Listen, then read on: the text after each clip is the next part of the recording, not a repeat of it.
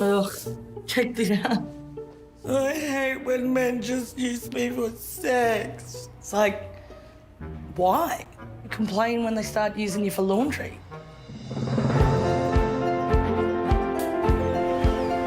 Roy found a woman. I was just walking along Mim Beach around 6 a.m. and there she was.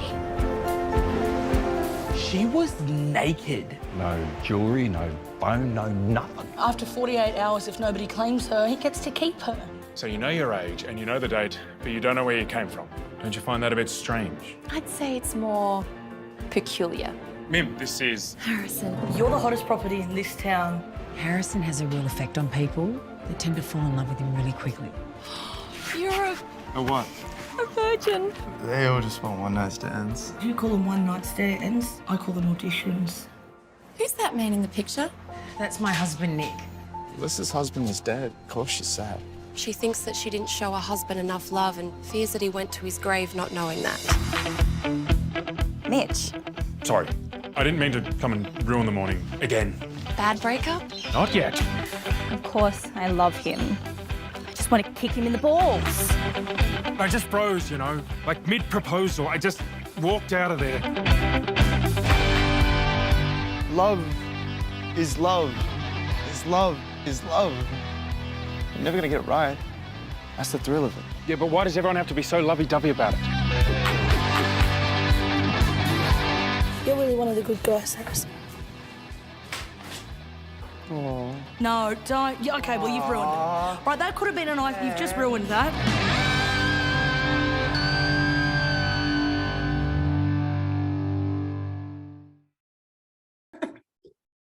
All right. Down here in Australia, we first noticed him in the INXS miniseries Never Tear Us Apart. It didn't take long for the rest of the world to catch up as Ben in the Disney franchise Descendants. Mitchell Hope has become a legit teen superstar. Now he's back in Australia, starring in the sweet and a little bit saucy romantic fantasy, Love You Like That. It's in cinemas from November 21. It's in cinemas from October 21. I'm not going to read all that again. Everything's fine. Welcome to Screen Watching, Mitchell Hope. How you doing, Simon? I'm doing very well, apart from that last stumble. I did all right. Hey, congrats on the movie, man. Congratulations. Thanks so much, man. Thank you. It really means a lot. It means so much what you said before. Just earlier on, we were talking about you watched it the other night and you really enjoyed it. My wife and I had a good time. Yeah, that's what we want, man. It's a feel-good movie, and I think it's so important in these kind of times. You know, at the moment, like I know, speaking personally, that this lockdown in particular has kind of hit me hard. You know, the other lockdowns, I felt as if I was, you know, managing, I was trying to be productive and stuff, but this one in particular really knocked me off my feet. It knocked me flat. And so I think, and I've heard that kind of from a few of my friends as well. And so I think this is something we kind of need at the moment. Like we all need here. It's something it's light. You're going to leave it. You're going to feel good. It's a fun little film.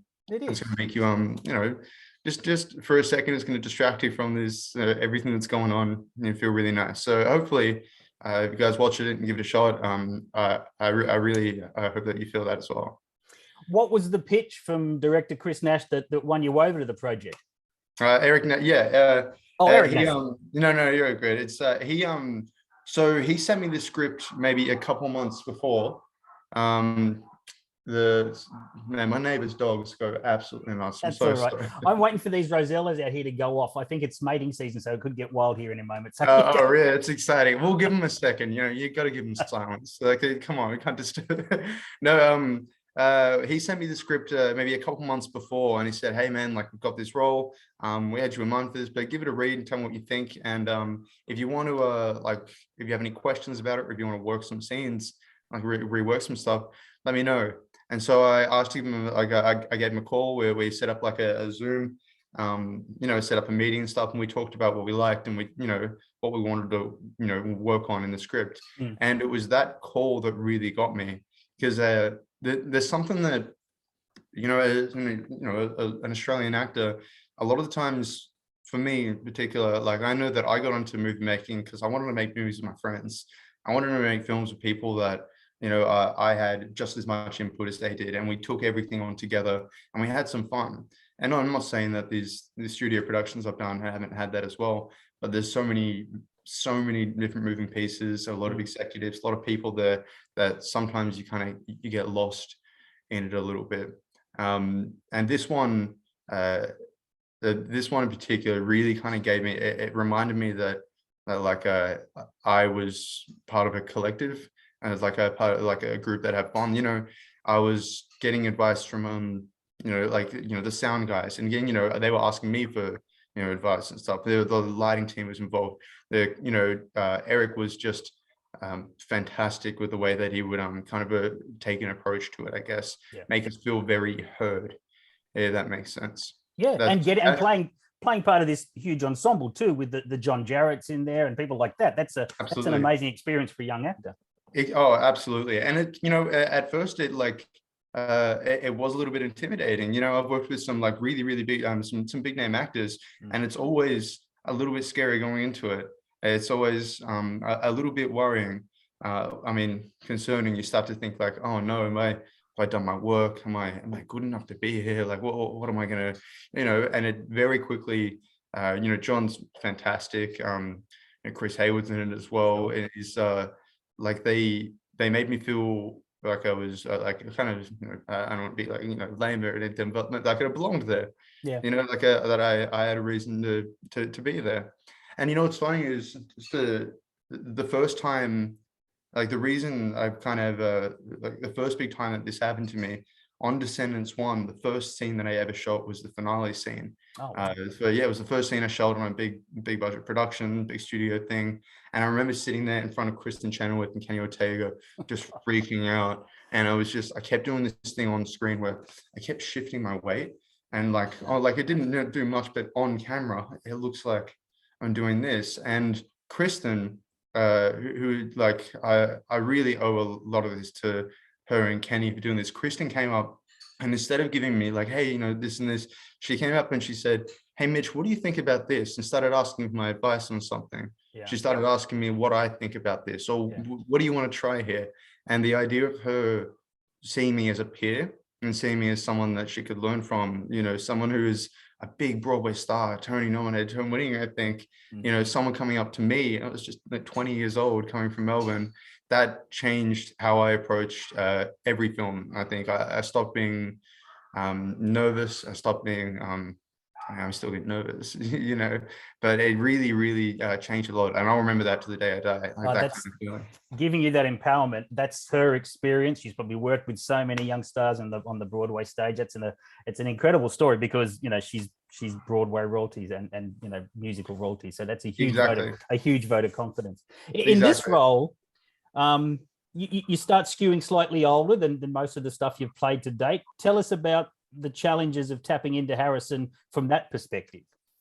Yeah, and look, honestly, it's quite exciting, because now I'm kind of in that interesting age as a male actor where I'm too old for teenage roles, but I'm not quite old enough to play like I guess like dad roles and stuff, you know, like older. And so I'm right in the middle of that that change as an actor. So this one in particular was a very exciting role for me, that I got to try something that was, you know, it still had touches of like that kind of that teen thing that I was going, you know, that I've had with Descendants, but it allowed me to hit some more, I'm gonna say adult themes. It kind of gives off the wrong vibe, but like some grown up themes, grown up stuff. You know, my character Harrison had real life problems. He had real life things, like things that, you know, playing Ben is great, but I'm also playing like the king of the known world in that, like in that thing, and maybe that king has different problems than not instantly relatable. Yeah, exactly. So I hope that what comes off, and what I felt when I was filming was problems that Harrison was going through were also, you know, some of the problems that I was going through as well. And it was fun. I'd imagine that one challenge was not being blown off the screen by the force of nature that is Steph Tisdale. Yeah. Your scenes with her suggest that the set was a fun place to be. Steph's fantastic. When she showed up on her first day on set, it was the first movie she'd done. She was it's funny, she was nervous. Like, you know, she was looking around and she saw all these different moving pieces. I remember seeing her face of like scattered a little bit that first day, and that is what I'm talking about with Kristen is I remember that same feeling. And as soon as it happened much quicker with Steph than it did with me, I took it, like I got in my head a bit more, but with Steph, she almost clicked right away. And all of her stuff, all of her jokes were her just running, just improvising and running. It was just brilliant. There was so many times that like I had to, it was a struggle sometimes where I'd sit there and kind of just use plain face as I could, and Steph's just throwing her comedy gold at me. And some of the stuff is like, sometimes I knew what she was doing. She would just try and break me. And like, she would just be like, man, I'm going to mess with this little kid. I'm gonna mess with him. She's so much fun though. Everything she did. So her and Alira, who plays Mim in the film, Alira and I, we all lived together while we were shooting. Yeah, instead of putting us up in like different spots, they gave us a really nice house, like to stay at in Como, which is near Cronulla, I think. Yeah. I would stay there, and it was like this beautiful place that was kind of high up on this hill. It was right next to the pub. Nice. Which was great. Yeah, which was right up there. But we'd like sit up there, and we would just like I had my guitar, and Steph like brought her piano with her, so we just kind of jam, and we ended up making like a pizza review system, stuff that like it was like little things like that. But over the month and a bit that we were filming there, we ended up becoming quite close. We knew each other's ups and downs. We knew how to even like when one of us was having a bad day, we started getting to the point where we knew how to help that person out of that bad day. It was we knew what annoyed each other. We knew what made each other feel good, what films we wanted to watch. It was it's the first time I've had that experience, and I really, really, really enjoyed it. And I'd like to push for that in my next few films, is just to spend a few weeks living with someone, That's interesting, because I noticed in the film that, especially I'm reminded of the scene with you and Mim on the beach, and it's kind of a confrontational scene. And I remember the chemistry, and I remember the sort of the flow between the characters. Great bit of editing, great bit of directing, but it was certainly on there, the shooting on the day, there's real chemistry between this fairly big cast. Yeah, absolutely. It's a lot of things going at once. It's I'm really, really happy with the way that Alira and I got along. Alira and I worked through a few of the scenes beforehand where like we rehearsed with Eric. So we call him Craig, affectionately. I keep going to say it. Is that the middle name? His middle's initials C. Yeah, that's why I said Chris, I'm sure. Yeah, exactly. So his name's Eric, but like it's kind of just you accidentally call. I've got a mate of mine whose name is Cookie, and like I've known 10 years, and not until maybe 5 years ago did I realize he had a first name. It was Marcus. I was like, oh, of course. I didn't even think about that. Like, that makes so much more sense. So we worked with just Eric for the sake of it. We worked with Eric running over the scenes. It was really, really good to be able to like we'd sit around, we'd have lunch or something like that at the house, and Alira would kind of just like hit me with a line from like a scene.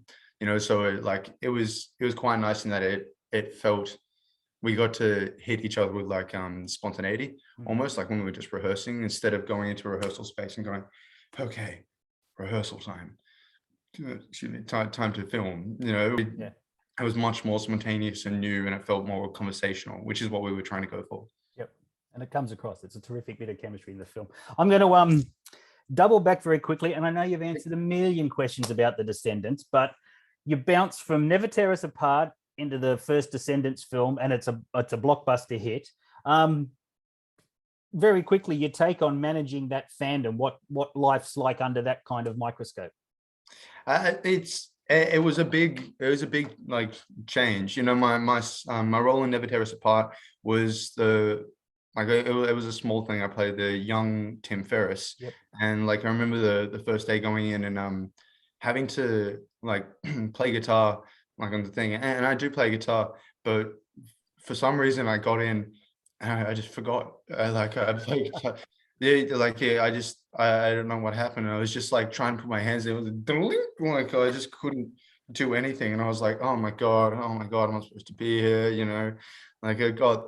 And then when it was like a small thing, and I did a couple little short films in there, but like I was just saying before, just making movies with my friends that went nowhere. And then Descendants happened, And when, the thing I don't think I was prepared for how much of a change that would be in my life. I knew what Kenny Ortega films were going to do, but I don't think I didn't think it was going to be this massive thing where, for a few years you'd get, people like, down the street stopping me and stuff. It doesn't happen so much anymore. Like that audience was a bit younger, now they're a little bit older. Sure. But now what was really fun is that we'd had, the kids would come up and say like, I really enjoyed, you made me have so much fun, which like, it was one of the most warming things I've ever felt. It was just incredible. Nice. It gave me a lot of opportunities, not just in my career, but it made me feel as if, I had a positive influence on someone else's life, which I can tell you now is the most incredible feeling a person can have, I swear. Yeah. You're absolutely right. And when all the other sort of fandom and when all the hangers on and everything is gone, there's still that sense that you've achieved something in a positive way. And that's, you should be congratulated for that. Absolutely. No, thank you. We chatted before we started recording. When you head to LA, you sometimes hang out with Kian and Shipka. I just want to say, when I was doing some research for this interview, I forgot that you were in Let It Snow, and I loved Let It Snow. Oh, did you really? Oh, I remember thinking that Netflix putting, faith in you alongside three of Hollywood's sort of young Hollywood's biggest stars, Adaya Rush and Kiernan and Isabella, that must have been a huge bit of casting news for you. That's a big vote of confidence. Yeah, it was getting that role. It was crazy, and it was really wild. But like when I first got that, I actually didn't have, I didn't know who was going to be in it. Like when I first, I think I saw that that Bella was in it, Isabella Merced, I think I saw that she was in it, but I didn't like none of it else, nothing else came up. What I did see was this is the story that I was in for Let Us Know was written by John Green, and I love John Green. And I saw that, and that made me nervous. And then when I got on set and I looked around, I got really nervous. I was like kind of going, oh, everyone here is pretty good. Oh, I've watched all these films. Oh, okay.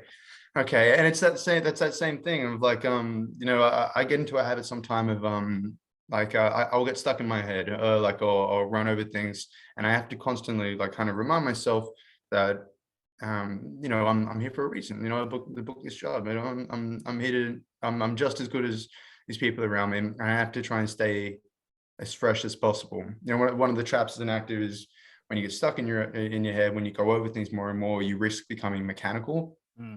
You risk becoming like rehearsing it so many times that there's a way to do it in your head. And that's just something that, for advice for any actors, I think you have to avoid like the plague, is know your work, do your work beforehand. And when you get there, it's going to be overwhelming. It's going to be terrifying. It's going to be a lot. All you need to remember is like, you're there for a reason. You've done your work. Just breathe. Man, this sort of honesty, I'm going off script here a little bit, but this sort of honesty, you've brought up like 4 or 5 times how nervous you are on these big shoots and first day of shooting and opposite the stars. I didn't imagine that you would feel that, having had all this sort of success to a certain point and being cast and being moved forward. Is that a Mitchell Hope thing? Is that an Australian thing? Is that sort of just a kid, a Melbourne kid in Hollywood kind of thing? Yeah, I think it's all of the things. It's a lot. I also think that it's like, I think a lot of actors go through it and might not I think even some of the greats will go through it as well. I think it's a nice sign for me that I'm excited about it. I'm excited about my work, and I'm nervous, excited. When I say nervous, I don't mean like trip myself up. Kind of like I'm getting excited. I'm gearing myself up for it, and I'm just that it's usually it's the first day nerves, and once you get through that, it's I kind of like that pushes away and just becomes excitement. Sure. I guess. But even the greats, I know they feel like some people I speak to, I spoke to Joan Cusack on Let It Snow about this same thing as well, and she said you're always going to feel this. You're always going to feel a little bit nervous, a little bit of this, and like paraphrasing, but it really just comes back to what I was just saying before. Is like I've earned this. I deserve this. I'm strong. I can be here. So yeah, I get nervous, and maybe it's a Mitchell Hope thing, and maybe it is. But until, I like getting nervous. If that like it sounds ridiculous, I like being aware and nervous and excited, and I like to lean into that and become, once I'm aware of it, it almost makes me feel present. It pushes away like my, getting hung up on the past or preparing things for the future or something. Yeah, I just sure. become like what's in front of me and what I can do and what I can control. Very wise words, mate. It's great to hear you talk like that. One more question, and you touched on this earlier. You're at that sort of young adult stage where you'll be faced with moving from the Disney cocoon into a more grown-up roles, and great first step with Love You Like That. Is that what you want? Is the Kurt Russell sort of Zac Efron career path a good template for you, or do you have other plans? Are you going to travel the world and explore jungles and do all that sort of thing? Hey, look, exploring jungles sounds fun. It does I didn't sound even fun. consider that now. Yeah, and you know what? The first jungle that I explore, I'll send you a video of it and say, you did this. This is I put in your head. Podcast. You'll come up here and be like, my first jungle. I got you, man. Yeah, I mean, look, that sounds fun. But the industry's been pretty dead for a while now. It's really taken a hit, and now it's just kind of popping back up again. Things are happening, and when I was when I had nothing to do, I tried to force myself to try and be a little bit productive at least, and I started writing. Scripts and my own stuff, and I want to produce and write films, and I want to direct as well. There's a little bit I have to learn on the technical side. I think I've never done a course in this. This is only what I've learned, like practical, like on-set kind of knowledge, which I think is very important. But I want to learn more about that, and I want to eventually be in control in a completely creative sense. And I want to write and produce my own work. I want to do more of that. I also love acting, and I want to keep like this role. I really I think it's going to kind of give me a bit of a chance to jump into some more challenging roles. If I'm being honest, I'm really ready for a challenge. I'm looking forward to kind of flex a little bit. I feel a little bit rusty, a little bit been here. I'm ready to jump at something new. I just shot a film in Auckland actually a couple months ago called Don't Make Me Go. It's an Amazon film, and it's got some very some good names in it, but it's a really lovely touching kind of film, and it gave me a chance, just a small role in it, but I got to do something a little bit different. I got to do something with a little bit of challenge, and it felt like I like this burning jump. My heart was beating like I was hanging off the edge of a building. That kind of, like, I wasn't hanging off the edge, but that feeling, that dread. Yeah, just to be clear, I'm not hanging off the edge of a building. That's good to know. That can be very dangerous at your age. Don't do that. Yeah, exactly. But you know what? One day I want that challenge. Hanging off buildings in the jungle. That sounds like something. If Tom Cruise can shoot a movie in space, then hey, I'm shooting. Yeah. He's raising the bar. Since I was your age, Tom Cruise has been raising the bar. So. Exactly. It's not fair. How dare you? It's so good to talk to you. I am looking forward to the Auckland film. I'm looking forward to... I've only seen the first Descendant, so I'm going to watch the other two Descendants now and get through those. So thank you, mate. Mitchell Hope, it's been such a joy talking to you. Love You Like That is in cinemas from October 21 around Australia. So thank you, buddy. Hey, thank you, man.